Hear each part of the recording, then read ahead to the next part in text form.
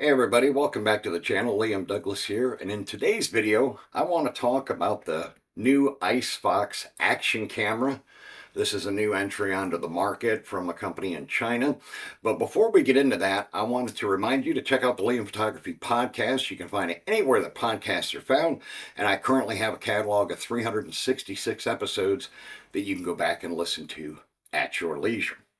All right, so let's get into this a little bit. This is the new ICEFOX action camera. It is a 5K action camera, and it is weatherproof, waterproof, similar to the GoPro and the Osmo Actions. And if you look, it's actually somewhat similar in design to the Osmo Action cameras itself. This is my Osmo Action 4 that I just got, and this is the ICEFOX. Now, the ICEFOX is about really close to the same thickness, maybe a millimeter difference, and it's a little bit narrower than the Osmo Action, but very similar in design.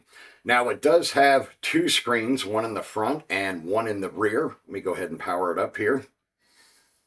And now this one currently doesn't have a card in it, but as you can see, the front screen is not lit up. It doesn't light up automatically like it does on the other action cameras. And of course, on the back, you have your touchscreen configuration options for your different settings and things like that. Now, the other thing I wanted to mention is, even though this is a fairly decent designed camera, it doesn't have a ton of functionality. There's not a ton of customizations and settings in this. You can set the video resolution, and you can set the audio or voice record options, and that's about it. Now, it does have a smartphone app that you can pair it with to control the camera, but the app has very limited functionality as well. And I can't even demonstrate it right now because for some reason the app and the phone or the camera have stopped talking to each other. I tried deleting the app, reinstalling the app. Right at the moment, I can't even get the two to talk to each other again. I had it set up when the camera first arrived and had it working, but I haven't been able to get it working again, and I'm not sure why. Now, one of the other things, in addition to the limited software settings and options in the software itself, another thing I do not like about this camera, and I'm not trying to be mean, is they chose to put the battery door on the bottom. So you have the battery door and the memory card door on the bottom, and the battery is similar in design to most action camera batteries. It has the little paper tab or whatever you call it to pull the battery out by. And then, of course, the memory card slot is in here as well. And you just slip it back in there like so. But one of the reasons why I don't like having the battery door on the bottom is because that's also where the mount point is. So it has a quarter 20 threaded mount point down here, like most cameras do, and they do give you a mount with it. But the problem is, once you put the mount on, then you can't get to the battery anymore, which to me is kind of silly. My other action cameras, both my GoPro and my Osmo Actions, as you already know, they have the battery door on the side so that the battery and memory card are easy to get to. And you don't have to remove your mounts to do so, which is very handy. The other thing I'm not thrilled about is the fact that this is a thumb screw tighten mount. It does tend to swivel loose quite a bit on its own, which can be detrimental when you're trying to use the action camera. But it does use the same knuckle joint configuration as the GoPros and the Osmo Actions, so it can use pretty much a lot of the same mounting accessories as those other action cameras. And you can see this looks just like one of the standard finger mounts for a GoPro. And then, of course, you have this side that you'd leave on the camera. But again, with this on, no more access to the battery door or the memory card, which to me is just kind of silly. I don't know why they chose to go that route. I wouldn't have done that because I think it is more of a hindrance than anything else. And I imagine probably a lot of you are thinking the same thing. You know, what good's an action camera if I can't get to the battery to change it out? Or, you know, when I'm in the middle of filming, I got to tear the whole camera apart just to get the battery out to put a new battery in it. Now, I did get this camera from Amazon Vine, which is a program I was invited to last September. Um, Certain Amazon members that have been reviewing products on the platform for years get invited to this exclusive group where you get to try out new products before they hit the general marketplace on Amazon and are available to the whole world. And what a pain. And that thing keeps coming apart. So that's a piece of junk mount. As you can see, I've never had the ones come out of my GoPros. So I got this via Amazon Vine, and I figured, what the heck, I'd give it a try, see how I like it.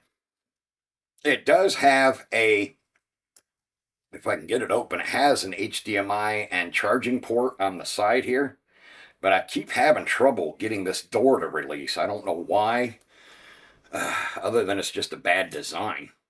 I mean, it's got a push release button, but I can't get it to release.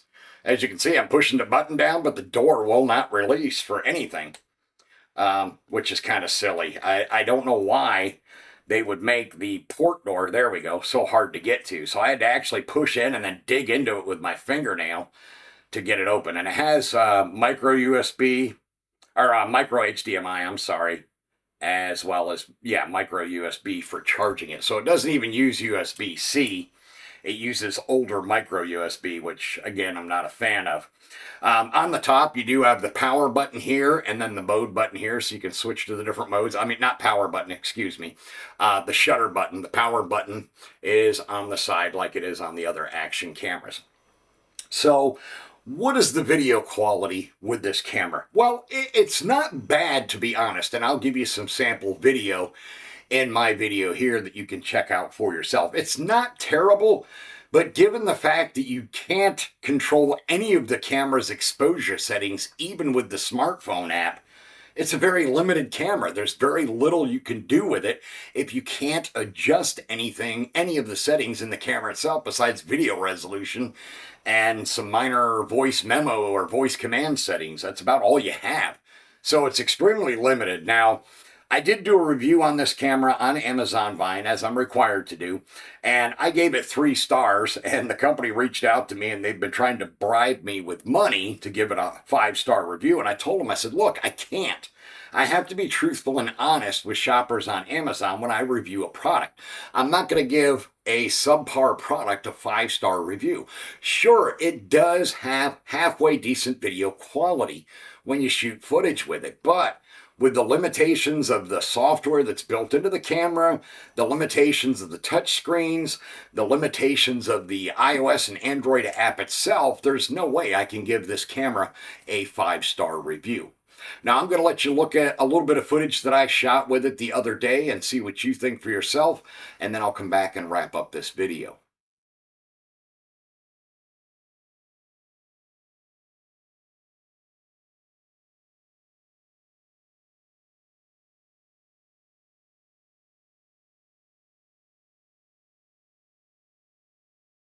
Okay, so as you saw in the sample video, the video's not absolutely terrible.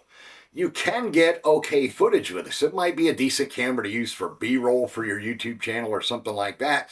Or maybe if you want an action camera, but you don't want to shell out $400 or $500 for one of the name brand ones like the Osmo Action or the GoPro. This is only $141, and they do give you some extra stuff with it. They give you some mounts with it, which is pretty cool.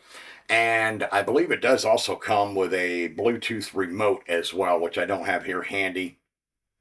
I haven't played around with that a whole lot. I tried to pair the two when I first got the camera, and they didn't pair correctly. So, and again, I'm not trying to bash the company or anything. I just think that they need to do some more work on this product, and hopefully maybe it'll get better. If in a year or two they release a 2nd generation, and eventually a 3rd generation, hopefully with each generation things will get better.